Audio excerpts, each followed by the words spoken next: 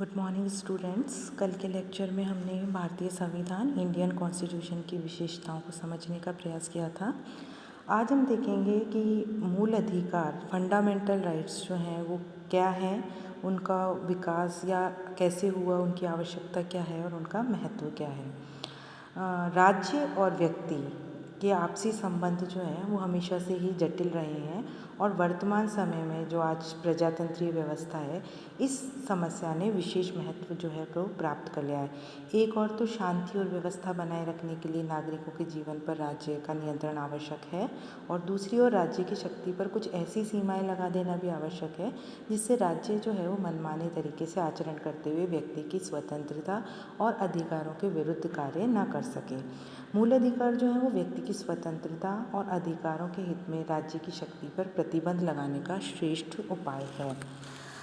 France जो है वहाँ पे राज्य क्रांति हुई और उस राज्य क्रांति ने विश्व को स्वतंत्रता, समानता और भ्रातृत्व का संदेश दिया। क्रांति के उपरांत फ्रांस की जो राष्ट्रीय सभा है 1789 के नवीन संविधान में मानवीय अधिकारों की घोषणा declaration of rights of man को शामिल करके नागरिकों के अधिकारों को संवैधानिक रूप देने की प्रथा जो है वो स्टार्ट हुई। उसके बाद यूएसए संयुक्त राज्य अमेरिका ने संविधान के 1791 में प्रथम 10 संशोधनों द्वारा व्यक्ति के अधिकारों को संविधान का अंग बनाया और ये संशोधन ही सामूहिक रूप से बिल ऑफ राइट्स या अधिकार पत्र जो है वो कहलाए। जब इसका प्रभाव जो है वो अन्य यूरोपीय राज्यों के संविधानों पर भी पड़ा और फर्स्ट वर्ल्ड वॉर के बाद अनेक जो पुराने राज्य थे या युद्ध के बाद जो स्थापित अनेक जो नवीन राज्य थे, उन्होंने संविधान में मूल अधिकारों का समावेश किया। इस संबंध में जर्मनी का वीमर संविधान और आयरलैंड का संविधान विशेष रूप से उल्लेखनीय है। सेकेंड वर्ल्ड वॉर के टाइम में मूल अधिकार का विचार जो है वो और ज़्यादा लोकप्रिय हुआ और युद्ध के बाद भारत, बर्मा, जापान आदि देशों में भी संविधान का निर्माण हुआ और सभी में मूल अधिकारों का समावेश किया गया। 1945 में स्थापित जो यूएनओ था, यूनाइटेड नेशन जो था, संयुक्त राष्ट्र संघ ने 10 दिसंबर को 1948 में मानवीय अधिकारों की सार्वलौकिक घोषणा universal declaration of human rights जो है के नाम से अंतर्राष्ट्रीय अधिकार पत्र जो है वो स्वीकार किया।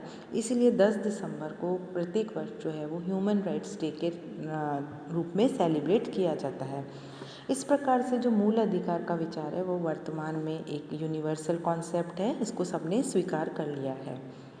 अब ये क्वेश्चन आता है कि मूल अधिकारों की आवश्यकता क्या है और उसका क्या महत्व है, यानी उसकी नीड क्या है और उसकी इम्पोर्टेंस क्या है फंडामेंटल राइट्स की। तो हम ये कह सकते हैं कि संविधान में जो है उसमें मूल अधिकारों का बहुत ज़्यादा महत्व है, बहुत अधिक इम्पोर्टेंस है। क्या है, सबसे पहली है कि मूल अधिकार जो है वो प्रजातंत्र के आधार स्तंभ है। वह उन परिस्थितियों का निर्माण करते हैं जिनके आधार पर बहुमत की इच्छा निर्मित और क्रियान्वित होती है। ये इस दृष्टि से भी प्रजातंत्र के लिए अनिवार्य है कि उनके द्वारा प्रत्येक व्यक्ति को शारीरिक, मानसिक, नैतिक विकास की सुरक्षा प्रदान की जाती है, यानी ओवरऑल डेवलपमेंट उनका, और उन आधारभूत स्वतंत्रता और स्थितियों की भी व्यवस्था की जाती है जिनके बिना उचित रूप में नागरिक जीवन व्यतीत नहीं किया जा सकता है।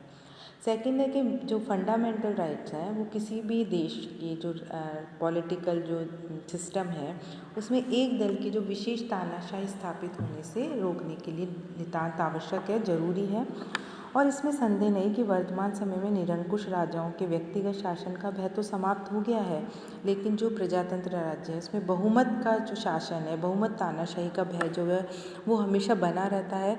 तो मूल अधिकार जो है वो शासकीय और बहुमत वर्ग के अत्याचारों से व्यक्ति की, विशेष रूप से अल्पसंख्यक जो माइनॉरिटीज़ हैं उनकी रक्षा करते हैं और इस प्रकार बहुमत के अत्याचारी शासन की आशंका का अंत करते हैं। तीसरा जो मूल अधिकार की आवश्यकता है वो तीसरा पॉइंट है कि मूल अधिकार व्यक्ति की स्वतंत्रता और सामाजिक नियंत्रण, यानी जो इंडिविजुअल जो व्यक्ति की लिबर्टी है और जो सोशल कंट्रोल है उसके बीच में कोऑर्डिनेशन स्थापित करते हैं। इनके द्वारा एक और तो व्यवस्थापिका और कार्यपालिका को कानून द्वारा निश्चित सीमाओं में रहने के लिए बाध्य किया जाता है और दूसरी तरफ नागरिकों को शासन के स्वेच्छाचारी संचालन के विरुद्ध जनमत के निर्माण हेतु उचित अवसर प्रदान किए जाते हैं। जब मूल अधिकारों को संविधान के द्वारा निश्चित कर दिया जाता है तो इनके महत्व और सम्मान में और अधिक वृद्धि हो जाती है, जब क्योंकि इनको साधारण कानून से बहुत अधिक महत्वपूर्ण स्थान, पवित्रता जो है वो प्राप्त हो जाती है। ये अनुल्लंघनीय बन जाते हैं और विधायी, कार्यपालिका और न्यायिक सत्ता के लिए इनका पालन करना जो है वो आवश्यक हो जाता है। इस प्रकार जो है मूल अधिकार जो है वो नागरिकों को न्याय और उचित व्यवहार की सुरक्षा प्रदान करते हैं और राज्य के बढ़ते हुए हस्तक्षेप और व्यक्ति की स्वतंत्रता के बीच में संतुलन स्थापित करते हैं।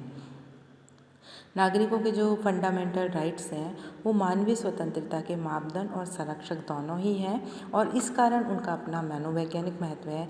और आज के युग में, वर्तमान युग में जो है कोई भी इन मौलिक अधिकारों की, इन फंडामेंटल राइट्स की कोई भी दार्शनिक जो है वो उपेक्षा नहीं कर सकता है। अब क्वेश्चन ये है कि भारतीय संविधान में मूल अधिकारों की जो है उसकी आवश्यकता क्यों हुई? तो क्योंकि भारतीय जो संविधान सभा के सदस्य थे उन्होंने ब्रिटिश शासन के अत्याचार जो थे वो प्रत्यक्ष रूप से देखे थे और बहुत लोगों ने तो उन अत्याचारों की भयानकता को स्वयं ने अनुभव किया था, स्वयं ने एक्सपीरियंस किया था।